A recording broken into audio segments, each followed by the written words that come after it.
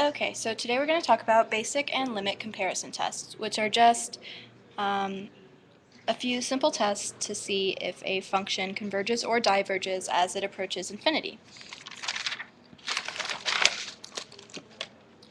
Okay, so we're going to start with the basic comparison test, which is honestly just what it sounds like. So we have summation of A, and we have the summation of B. If A is less than or equal to B, then we know two things. First, we know that as B converges, so does A. We also know that if A diverges, B does as well. And this is pretty simple to understand if you actually know what you're looking at. So let's say that this is B. B is converging as it approaches infinity.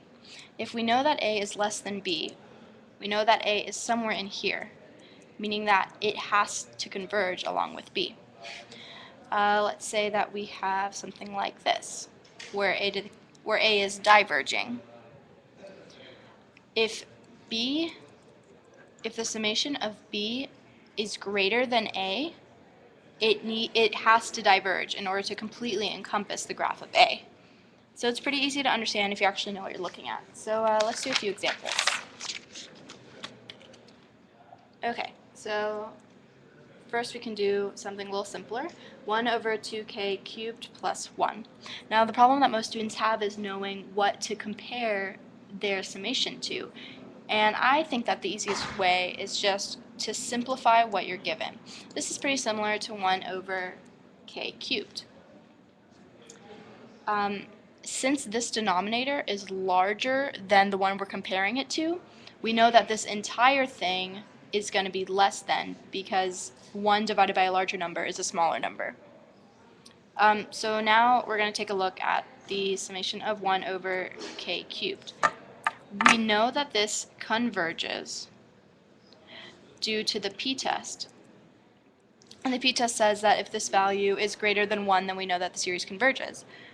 So, based on what we just talked about, since 1 over 2k cubed plus 1 is less than a series that converges, we can also say that this series converges. Okay, let's do another one. This one's a little more complicated. We have k cubed over k to the 5th plus 5, k to the 4th plus 7. Now, once again, we need to figure out what we're going to compare this to.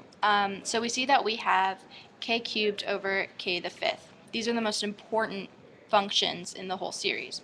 We can simplify this down to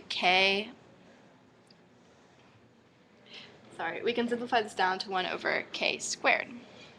So now we want to compare the summation of k cubed over k to the 5th plus 5, k to the 4th plus 7 to the summation of 1 over k squared.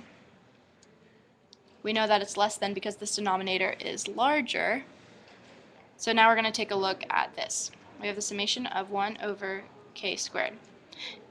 We know that this converges due to the p-test yet again, which basically states, yet again, if this value is greater than 1, then we know that the series converges. Since this series is less than a series that converges, we know that this converges as well.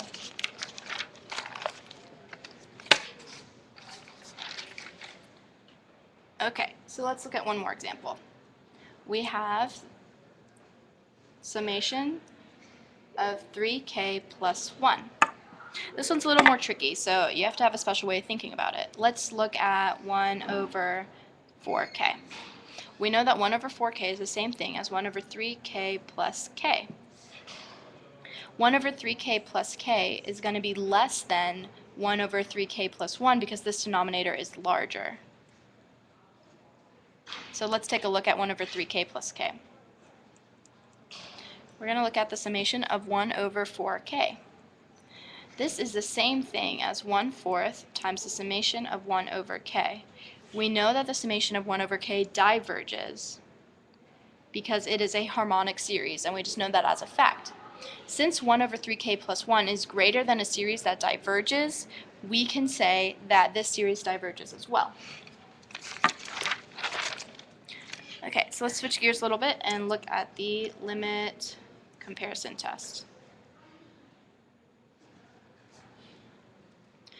This one's a little more complicated, but you can figure it out. Okay, so let's say that we have summation of A and the summation of B. These have to be positive terms.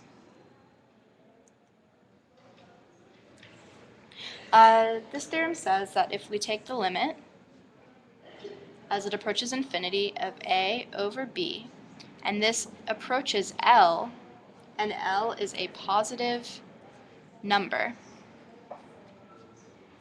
then we know that if A diverges, B diverges. If A converges, B converges, and vice versa. This is because the limit comparison test is comparing how fast the terms grow. If the limit is positive, they grow at the same rate, meaning that they converge or diverge together. Okay, so let's do an example.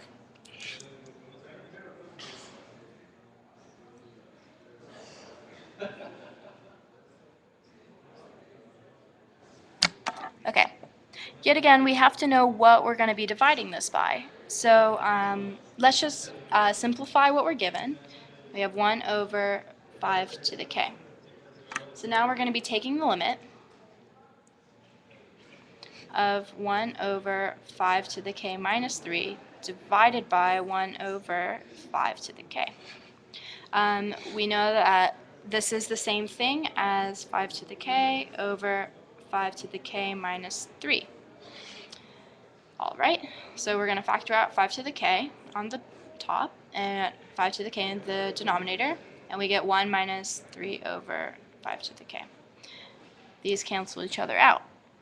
Okay, because we're taking the limit as k approaches infinity, we have a 5 to the k in the denominator, meaning that it's when 3 is divided by something approaching infinity, it's automatically going to go towards 0. So we're actually given 1 over 1, which is 1, which is a positive number. So we know that if 1 over 5 to the k converges, then 1 over 5 to the k minus 3 converges.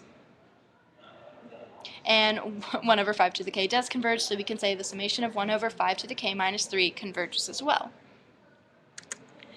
I hope this tutorial was helpful, and if you're ever struggling, just try and visualize the test that you're doing. Okay, good luck!